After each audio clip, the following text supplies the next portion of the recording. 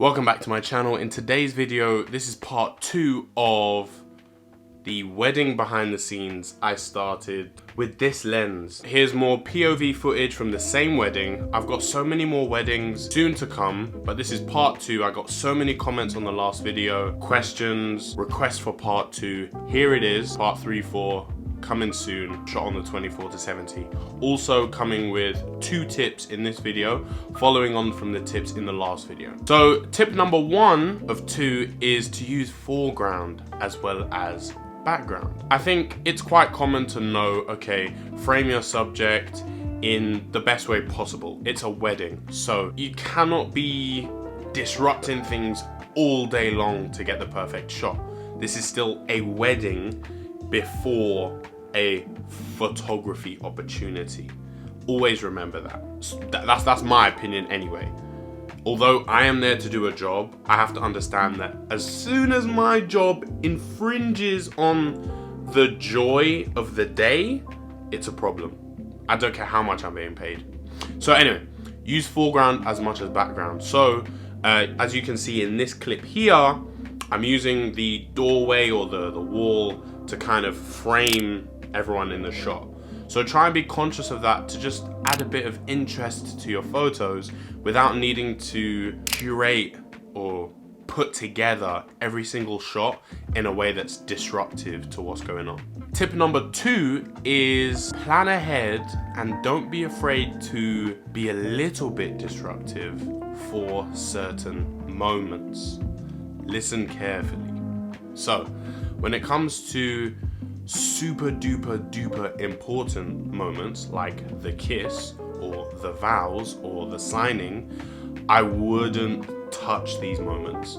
This is a moment to plan with the couple beforehand how they want it to be done, but this is not a moment to freestyle. This is not a moment to hey everyone look at me. No. I used to shadow a photographer. I shadowed him for 2 weddings and that was it. Literally, one of the couples, months after that wedding, they referred me and not the guy I was shadowing. My work was better and I have no problem saying that. But they made very clear, and guests, multiple guests on the day made very clear that they liked me because I wasn't like the guy I was shadowing, who was constantly look at me, here, eyes on me, everyone over here, everyone in this room, all day long, multiple times, to the point where people were visibly frustrating, coming up to me, asking what his problem was, all sorts. So take this as an opportunity to use discernment. So, as you can see in this video, the bride is coming down the stairs for the reveal. Now, I'm sure at some moment she may have been coming down while I didn't have the right lens on or something like that. So I don't think there's a problem with saying, okay, 1 second, just wait there for me and going and grabbing the lens. That's 10 times better than missing the shot or getting the shot wide angle when you needed it, telephoto, or vice versa. Don't be afraid to, for the less important but still important moments, to orchestrate something. Like I said, this was the reveal of the dress to the bridesmaids, who had probably seen the dress anyway, but this was a moment, so it needed to be captured, and that was okay to pause to get the right shot. So other examples of that would be revealing the dress to the dad and the mum, taking photos of the groom waiting at the front of the hall. I'd have no issue saying, oh, could you stand here, could you do this, could you look this way, you know. The bride hasn't come in yet, so everyone's chilling. But could you imagine doing that for the bride's entrance? Saying, hold on, 1 second. At this point, I want you to comment below the worst thing you've seen a photographer do at a wedding.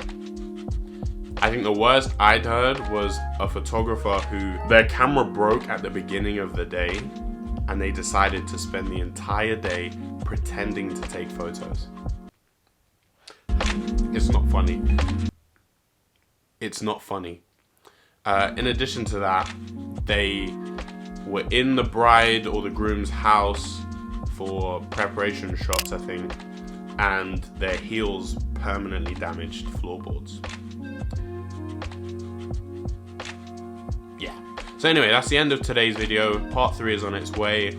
Thank you for watching. Please subscribe if you found any value. Please comment any feedback, positive or negative. I hated it, I loved it. Just tell me why. Did that on the last video, but that's what I was inclined to do, so take it. Anyway, if this is the first video you're watching, go back and check out part 1 and subscribe. Have a good day.